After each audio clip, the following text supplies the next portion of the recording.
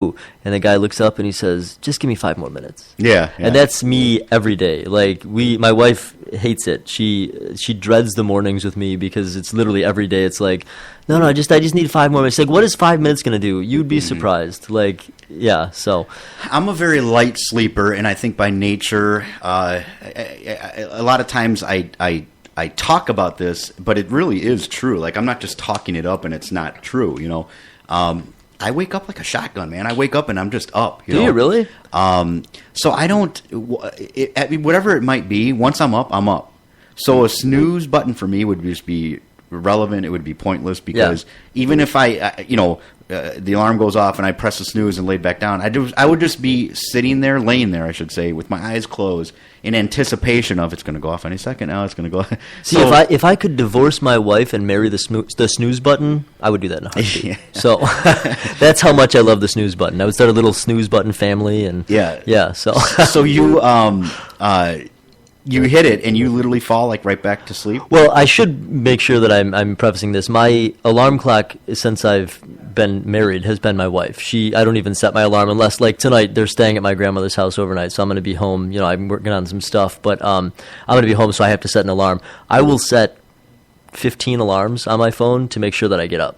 Like, and that's what it is. Like, but when I had the snooze button, I would legitimately get up. I did the thing where you put the alarm clock the farthest point away from your bed, so that way you have to get out of bed. And I'd walk across, I'd hit the snooze button, and then I'd be like, well, it's not that far. And I'd go back and lay back down, and then 5 minutes I think is what they normally give you on the snooze button, and then it goes off again. So yeah, I love the snooze button. Yeah, I would rather be sleeping than like. And I wouldn't even know if you're half asleep by the time that 5 minutes goes by. Oh no, I'm back in. You're back up. I'm back in having dreams at that point. Yeah. But then I think I'd feel like, I get like only 5 minutes now. I got to get up. And yeah, no, it gets irritating after like the 15th time. Yeah. So, right. And I am one of those. My alarm clock is across the room.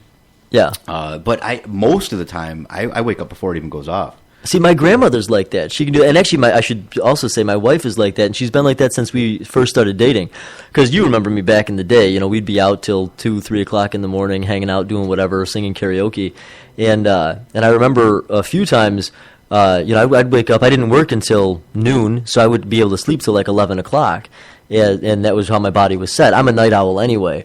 But I remember when my wife and I were dating, there were several times where I'd be like asleep and I'd wake up and it'd be like 8 o'clock, where you like kind of come out of the consciousness or unconsciousness for a second, and she'd be just like sitting there staring at me, and I was like, what are you doing, weirdo? Yeah. And but now I've come to realize she is just a weirdo. So, but no, she gets up seriously. Like she'll be up. She sets her alarm for 5:30 every morning, and she gets up and she is ready to go for the day. She's out.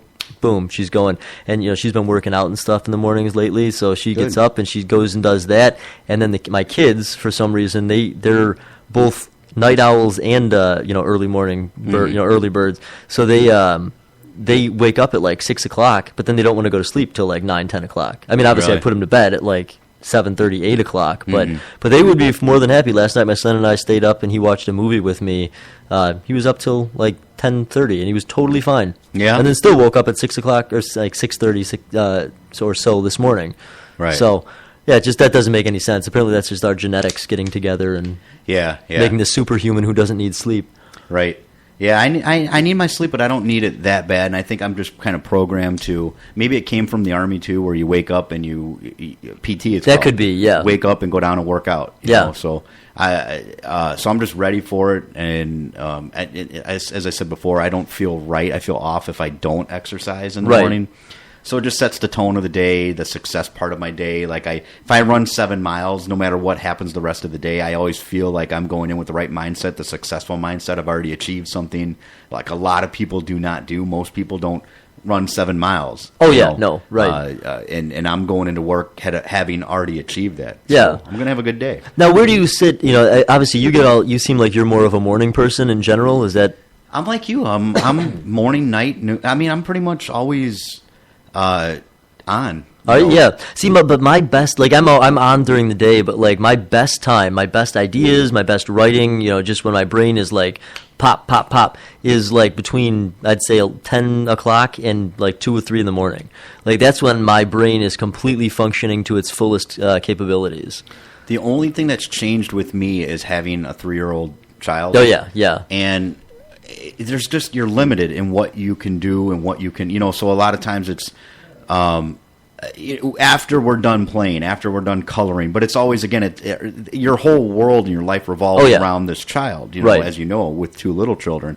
So, I think by the time we put her to bed, now we got to be quiet because we don't want to wake her up. So we pretty much by that point, we've been coloring and we've been doing this and little crafts or playing dolls, and I can name every little princess and every Disney movie, and I've been every princess and every Disney, So it's like one day I'm Ariel, the next day I'm Prince Hans, the next day I'm whatever, Cinderella, right. Or as my daughter calls her, Kilolella. Kilolella, I like that, right? So, and it's funny too. She'll call now I can't remember her name. The girl, Frozen, Elsa. Elsa, yeah. She calls her Elsa, or she calls her Adigo from Let It Go, the song Let It Go. Yeah, yeah. And she kind of bounces between the two. She'll call her Elsa, or she'll call her Adigo. Right. And it's funny. And she speaks very well, but for some reason... Oh, yeah, she does, when she was here. Yeah. Well, even, she was quiet on the mic when the mics went on, but... yeah, but there's certain words, like, I'm almost so happy. Like, she came up with a phrase, a word, and I still use it because I like the way she says it. Like... Amanas. Amanas means either Superman or superhero. So she'll be watching the Teen Titan cartoon, the little kids. My son, Gus loves that show. Yeah, she does too. She's obsessed with it. But she'll say those are Amanases. Like those are a bunch of superheroes. Yeah. And it started with Superman. She used to call Superman Amanas. I don't know how you get. I was trying to kind of go back, and I'm like, there's no way that I can figure that out. And she'll say that once in a while, still. And I think because I keep it alive, I like it. So look, there's Amanas, right? But just you kind of adapt their language. Yeah. Oh yeah. My wife and I, because my son when he was little, Gus used to say something was balicious. Yeah. Instead of delicious, he'd say this delicious, and so my wife and I still say that now. We'll be like, oh man, this food is delicious. Yeah. So yeah, she calls again, not really anymore, but we do now. My wife and I, she calls our cat Kilo, and I don't know how she got Kilo. The cat's name is Disney. Oh, okay. So, and she says Disney, now she says cat, but we'll say Kilo. Oh, look, there's Kilo. Right. And she knows what we're talking about, but she's probably at this point thinking, why, like, my mom and dad are stupid. They think that's called a Kilo. I'll play along, but I know that it's a cat. Right. This is not a Kilo. Yeah, so, and we always said if we ever were to get another cat, we would probably name it Kilo. Right. Because of my daughter calling it a Kilo. Yeah.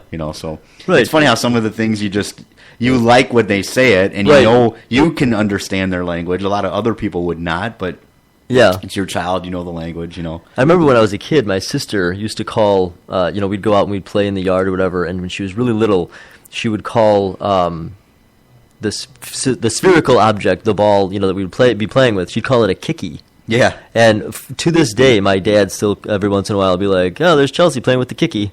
Like. Yeah, but those make sense. Yeah, right. Amanas makes no sense. I know. Yeah, Amanas it's got a cool ring to it, if nothing else. But I was actually thinking about because I'm artistic and I can draw and I like to write and creative, and I was thinking about making a superhero and naming him Amanas. That's his name. I like it because it's funny you say that because writing and whatever. And I told you I think before that I was thinking about doing like a young adult or children's book because I call it Gus of the Garbage Heap. It's just his name that I've had popping around, but.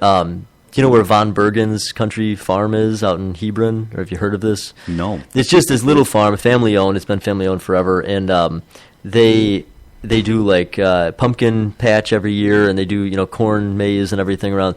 And last year, when my son was in preschool, they did a field trip to Von Bergen's, and my son continually called it Bon Mergen. Bon Mergen, and he said something about Bon Mergen was a scarecrow, and I had this image of this just really ominous, like, big, kind of like a Jack Skellington character with like the big jack-o'-lantern head, who's a bad guy in the story named Bon Mergen. Like, but it's funny how something like that, something so small that my son just was like, Bon Mergen, that's where we're going. Yeah. But to me, I was like, oh, wait a minute, no, there's something there. Like, I'm going to log that away. So, yeah. Let's do a station break. Station identification. Station identification. Right. This is 94.3 FM WXMR. Let's do a couple.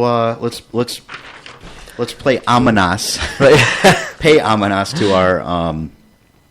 to our sponsors. All right.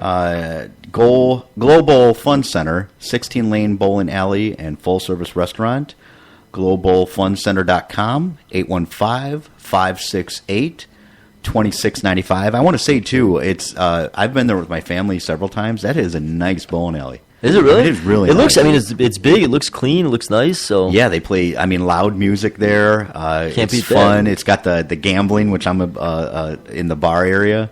The computerized gambling. All right, we're going to hold off on that because I got questions about that because I'm very curious about how that's run out. But let me do one more. Probably seen my post, right, with the high dollar. Yeah, yes, I have, and I've always meant to ask you about that. Yeah. But we're also being brought to you today by the Victory Rock Fellowship. It's a church focused on spreading the gospel locally with a global impact. They've got Sunday morning services at 10 o'clock. Visit them online, victoryrockfellowship.com. Or visit them in person at 20503 Telegraph Street in Marengo. I just have to say, that's a cool name for a church. Yeah, the Victory Rock Fellowship. And show some love to the sponsors. They keep the station going. They do, the show going. So we appreciate want to thank them. We appreciate you guys. And again, this is, I'm supposed to say the time periodically, so look at your clock. I'm not going to give into that one. Right. And I'm looking at the station manager right now. They're not looking, so they must have tuned out. They might be tuning out at this point. Good. Now we can start swearing, right? We can start doing things we normally wouldn't do. But yeah, that's 94.3 FM WXMR. And remember, if you've got friends that can't listen online, they can listen on the Spreaker app. I want to make sure we kind of push that out there so people can listen when they're on the go. You can listen if you're listening now and you love the show so much you want to listen to it a second time. So. Yeah, and I want to promote that too because one of the things I was talking to my wife at dinner tonight. One of the reasons I do the show. I mean, there's several reasons. I love success. You love looking at me. I love looking at Josh, and I love having Josh on the show. I love helping people. I love making a difference in people's lives. I have fun with this. I look forward to this. We have a lot of fun. We joke around, and it's good times. It's fun times. And but one of the reasons I do it is I'm so happy and excited about that Spreaker app because before we talked about leaving a legacy. Yeah. Okay, with your books and things like that. Right. This is something that if you've missed an episode and you want to hear some past episodes, you can go on Spreaker. You can listen to them anytime, anywhere.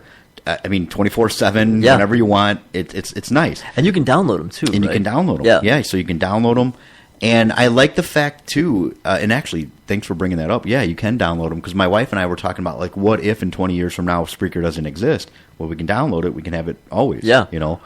So, honey, if you're listening, let's take advantage of that. But the reason I say that is because I like the idea that my daughter, your kids, or our grandchildren. Great-grandchildren, yeah. Sure. One day they can listen back to these shows and kind of get a little bit of what we're like, our comedic things that we talk about, the comedic twist we absolutely put on where our brains sit, what our passions were, etc. Yeah, the things that we talk about, this success mindset type thing, because I want that implanted into my daughter's brain. Oh, absolutely. Like, I don't want her to have the mindset of success comes to people who are just lucky, or I want her to know that she can create success. I want her to know some of the things that I've talked about as far as, like, almost on a daily basis, man. I'm telling you, I still every day, almost every day of her life, I say these affirmations, motivated, dedicated to excellence, happy, driven, successful. They go on and on. Integrity, honesty. And I just say these things, and I have her repeat them back to me. And I'm implanting. She doesn't know what most of them even mean. Right. Tonight in fact, I was having a somewhat serious conversation with my daughter. Again, she's 3 years old. Yeah. My wife even said afterwards, she didn't understand anything you were saying. Right. And I said, I know that, but it's the repetition. It's the fact that I'm going to keep saying those things to her. It's almost like I'm planting these things into her subconscious mind. Eventually, she will remember them. She will understand them, and that's what I want. So I'm kind of like planting seeds into her brain to let her know, like, one day she can be whatever she wants. She can do whatever she wants. She can have what she wants. And I think that's a great thing, especially in our society today. I mean, she's 3, right? She's 3, yeah. I mean, she's 3, she's a female, and